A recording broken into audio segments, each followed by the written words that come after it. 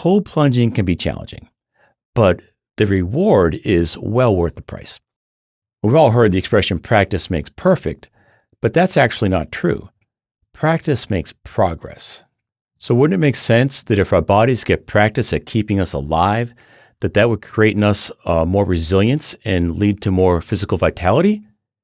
I believe the obvious answer to that is yes, it does.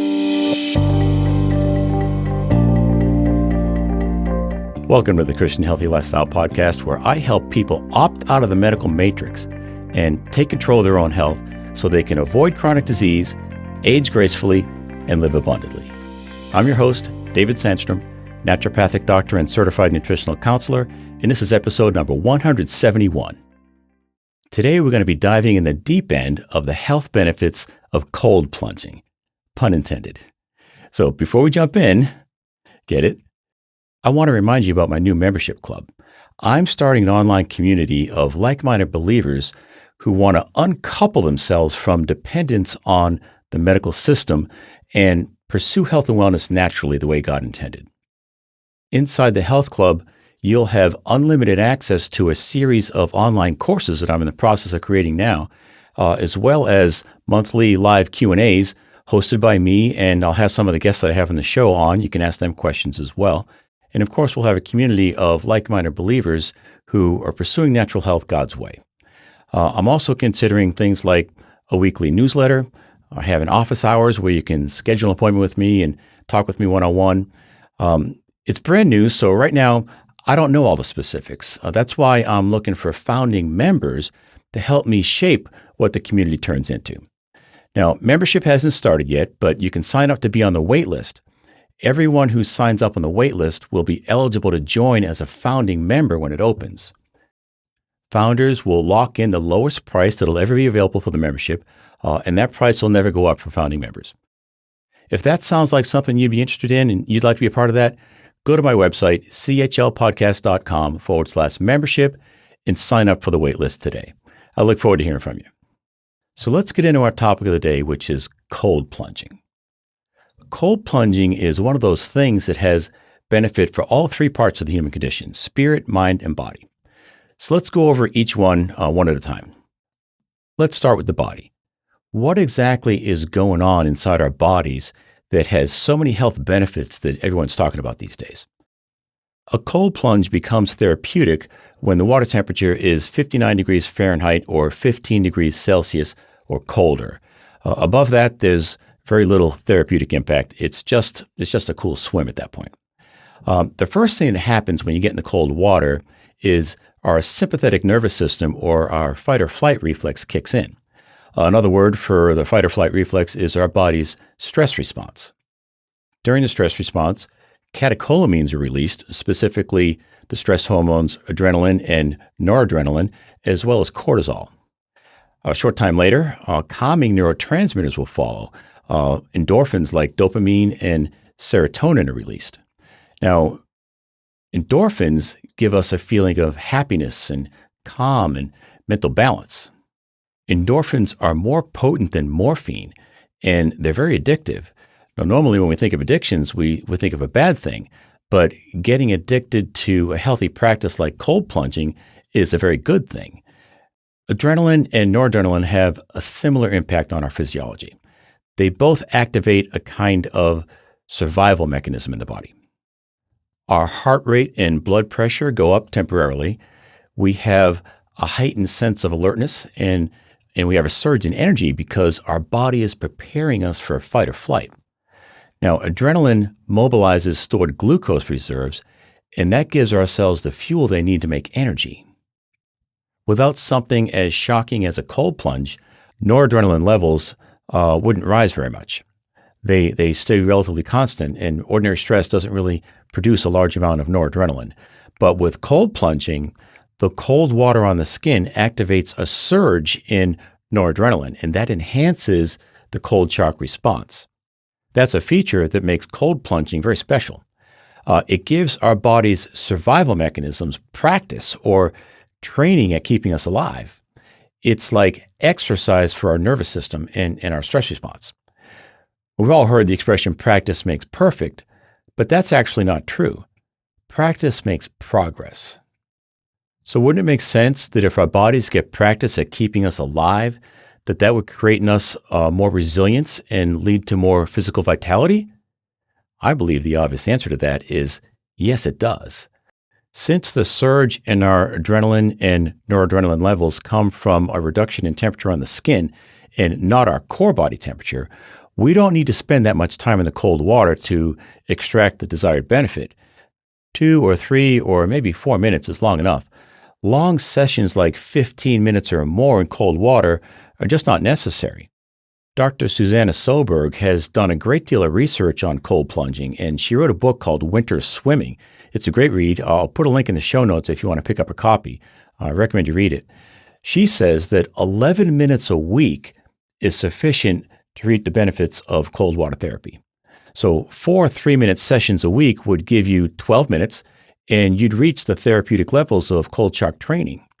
In fact, anything more than that would probably be counterproductive because cold plunging raises cortisol levels, and chronically high cortisol is not a good thing.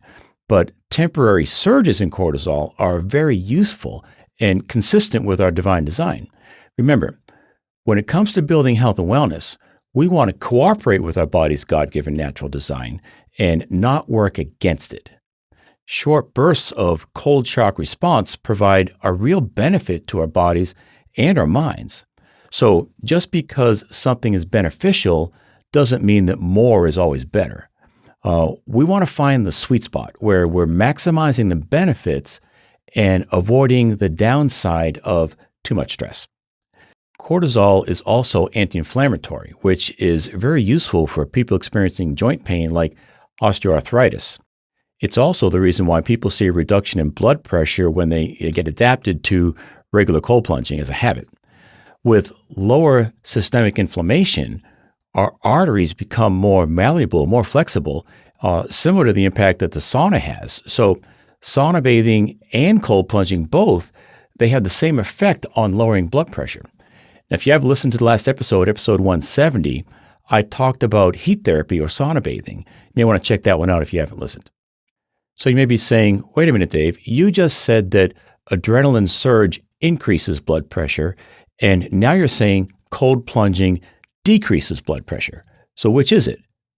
Well, it's not either or, but both. Yes, blood pressure does rise during the initial cold shock response, but that only lasts a couple of minutes, and calming neurotransmitters linger for hours after the plunge. Cortisol gives us energy. It's what wakes us up in the morning, and it gives us sustained energy. The dopamine hit and the serotonin surge also last for hours. So overall, there's a dramatic net benefit when it comes to heart health and mental health when it comes to cold plunging. Now, there's an ebb and a flow to our cold shock response, where the sympathetic nervous system or our fight or flight mechanism gets us jacked up. But the response is balanced out by a longer-term activation of the parasympathetic nervous system or our rest and digest side, and that calms us down. The results of that ebb and flow to our nervous systems mimics moderate exercise or working out at the gym. In fact, the effects of cold plunging and sauna bathing are similar to moderate exercise on the body and the mind. Now, there's another thing I'd like to mention about the cold shock response, and that's what happens with our brown fat. Fat cells, just like all cells, have mitochondria, which are miniature power plants inside our cells. White fat mitochondria produce ATP or adenosine triphosphate, and our body uses that for energy production. Our brown fat is brown because it's loaded with mitochondria. And during the cold shock response, brown fat mitochondria also produce ATP, but that ATP is used to produce heat instead of energy. That process is called thermogenesis, and it uses a lot of energy. Well, when we expose ourselves to cold, like during cold plunging or walking outside on a cold morning, our bodies activate our brown fat. So here's what happens. The cold triggers our brown fat to start burning calories to warm us up. Unlike regular white fat that just stores energy, brown fat actively burns both glucose, sugar, and white fat to produce heat. That process requires a lot of energy. So we're burning calories even when we're not moving when we have more brown fat. The amount of brown fat we have decreases with age, but here's the cool part. Regular cold exposure can actually increase the amount of brown fat our bodies have. More brown fat means a higher resting metabolic rate. We'll burn more calories even when we're not cold. Think about it this way. God designed our bodies with this amazing internal heater that helps us maintain a healthy weight. In episodes 168 and 169, I talked about some of the reasons why counting calories is not effective, and I suggested a more productive approach to proper weight management. And in those episodes, I said we don't lose weight to get healthy. We get healthy in order to lose weight. This brown fat activation is one of the reasons why that's true. A person that's embracing a healthy lifestyle that includes cold plunging will have more brown fat and therefore increase their resting metabolic rate. That makes it easier to keep the weight off. The amount of brown fat someone has and how often that brown fat is called upon to generate heat is an individual thing, and that'll impact the amount of calories we burn. What's particularly amazing is that brown fat activation doesn't just help with weight. It can also improve insulin sensitivity and blood sugar control, which are critical components of being metabolically healthy. Brown fat is just another example of how our bodies are fearfully and wonderfully made, Psalm 139:14. Now let's talk about what happens to our minds during a cold plunge. Cold plunging can raise dopamine levels by upwards of 250%. Dopamine is a hormone and a neurotransmitter, and it's part of our body's reward system. Increased dopamine leads to more feelings of happiness and contentment. In fact, studies are being done with using cold plunging as a treatment for depression. Isn't that amazing? I can tell you from my personal experience that a dip in the cold plunge can completely change my mood and my outlook. I find it much easier to be content and optimistic after a plunge. It often lifts me out of a funk, and that effect is not mild, it's dramatic. Another hormone worth talking about is serotonin. Now, serotonin plays an important role in regulating appetite, enhancing memory, and a whole lot more. It's an important part of encouraging that parasympathetic or rest and digest activation of the autonomic nervous system. Now, research shows that serotonin levels rise after a cold plunge, but it's not the cold water that causes the rise, it's the warming process afterward. So cold plunging has application for someone who's on SSRIs, and cold plunging is a natural way to boost serotonin levels. Another way to stimulate natural serotonin production is to get sunlight on your skin, especially midday, breathing exercises, and a massage. I can also tell you this from my personal experience. Cold plunging is an excellent way to develop mental toughness. Now, mental toughness is pillar number 4 in my 9 pillars of health. I talked about mental toughness in episode number 159. Now, it's an important part of building the mental fortitude that's necessary to forge lifelong habits that build health. I love this quote by Jerry Rice. I'm willing to do today what others won't, so that later I can have what they can't. Isn't that good? I'm going to say that again. I'm willing to do today what others won't, so that later I can have what others can't. I often remind myself of that quote when I'm about to jump in the cold water. It really applies here. I'm thinking about having that quote made into something I can hang on the wall, and I'm going to hang it right on top of my cold plunge and use it for motivation when I need it. Cold plunging can be challenging, but the reward is well worth the price. So let's talk about what happens to us spiritually when we practice cold plunging. Well, as we just touched on, cold plunging helps with our mental toughness. And mental toughness helps us to be more countercultural by developing more mental emotional fortitude. 2 Corinthians 5:20 says this, "Now then, we are ambassadors for Christ as though God were pleading through us." What does an ambassador do? They represent their country in a foreign land. As followers of Jesus Christ, we're called to be in the world, but not of the world. That countercultural calling is fundamental to being a Christian in this ABC culture that we live in, where ABC stands for anything but Christianity. Doing cold plunging can give us practice and more confidence at being more countercultural and saying no to the world's way of doing things. I often say in the show, we maximize our health potential by aligning our lives more fully with God's natural design for spirit, mind, and body. That requires a turning away from a lot of the things many people participate in and a move toward God's way of doing things. And of course, we know that God loves us enough that He always has our well-being in mind. When He tells us to do something, it's for our benefit. If He tells us to avoid something, it's for our protection. God has our well-being in mind, and we do well to submit ourselves to His way of doing things. Sometimes that takes courage, and it always takes faith. Joshua 1:9 says, "Have I not commanded you? Be strong and courageous. Do not be frightened, and do not be dismayed, for the Lord your God is with you wherever you go." Cold plunging can definitely help you be more strong and courageous. We could all use a little more mental toughness when we're faced with a temptation. Now, I don't know about you, but knowing that I'm willing to do something that most people shy away from, like cold plunging, gives me a little more confidence to say no when the waitress comes around with a tray full of delicious-looking desserts. That choice becomes a little easier. Proverbs 3:5 and 6 says, "Trust in the Lord with all your heart. Do not lean on your own understanding. In all your ways acknowledge Him, and He will make your paths straight." If we lean on our own intuition about cold plunging, we'd never do it. When it comes to jumping in the cold water, I would suggest that we have to acknowledge God's exquisite design for our bodies and trust in that. When you first jump into the cold water, especially anything below 50, your body will be screaming at you saying, "What are you trying to do to us? This is dangerous. Get us out of here immediately." But if we exercise our agency and our dominion over our thought lives, we can press through that initial shock and enjoy a very tranquil experience. I know that sounds counterintuitive, but I can tell you from experience, it's true.